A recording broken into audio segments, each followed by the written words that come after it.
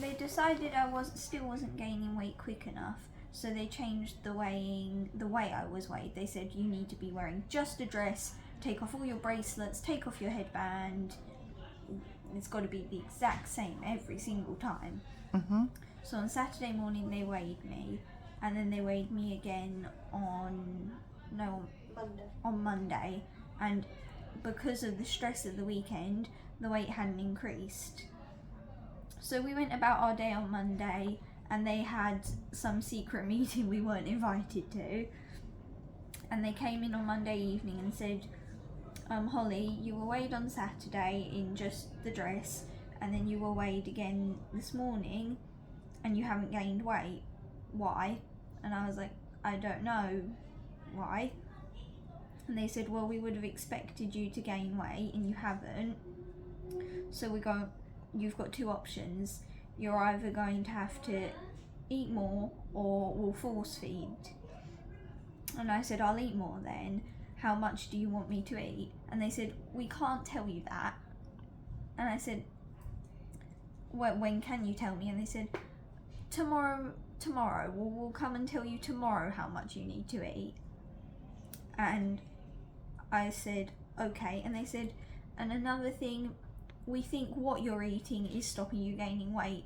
Because it's chocolate, it's melting in your stomach and turning to liquid, so you're not gaining weight. And so I panicked and said, I'll stop eating chocolate. I won't have chocolate. I won't have chocolate anymore. And my dad was here, so we put all the chocolate we had in a bag for him to take home. And after they left, Mum followed them and said, you've just caused a big issue. She has ARFID, her diet's very restricted in the hospital because she's so stressed, and you've just caused the loss of the safe food. How is she going to manage to get this number you won't tell us now, because if you've taken away her main safe food? And to that the head nurse said, well, we'll force feed her then. Thing is, as I said, I'll say it on video as well, they're not looking at why she's not gaining weight medically. They're just saying, well, we'll start force feeding you then, which is horrific to anybody. Yeah. But more so to someone who's got phobias and trouble around food and is already in a hospital room where there's no, as you said in the last video, cooker, there's no access to anything to keep food fresh. So they're saying, well, we've just scared you with that, so now we'll scare you with this. They're not helping at all. No, not at all. Holly, there are going to be people who are going to say that because you are a low weight, that you should be in hospital. What would you say to them? I'd say to them, I don't want to be a low weight. I look in the mirror and I feel sad. I wish my body was functioning properly and healthy. I want to be able to go out and be with my friends and do things and eat food and things, but my brain's just got a barrier which makes it feel really nervous around food. But at home I've worked really, really hard to find ways to cope and manage that and eat a variety of foods that give me the nutrition and the energy I need to function and survive. And I was steadily gaining weight in the community. However, they just said it wasn't fast enough.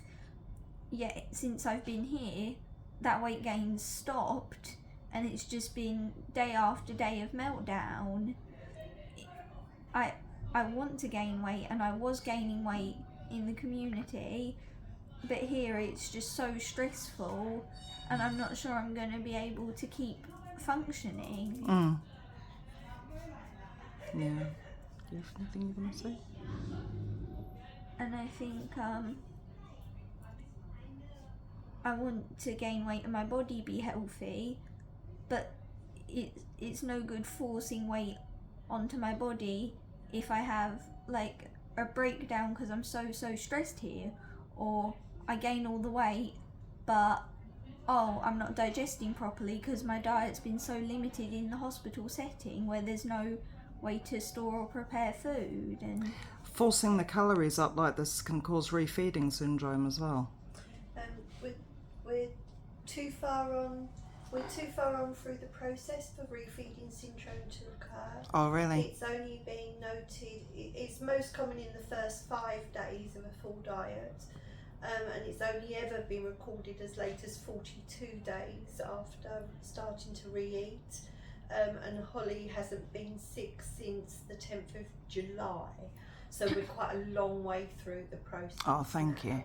however, it can be obviously quite uncomfortable going from eating like 2,000 a day or like the recommended amount to suddenly waking up one morning and they say, okay, you've got to add 1,000 calories to your diet. That's obviously going to be quite a lot.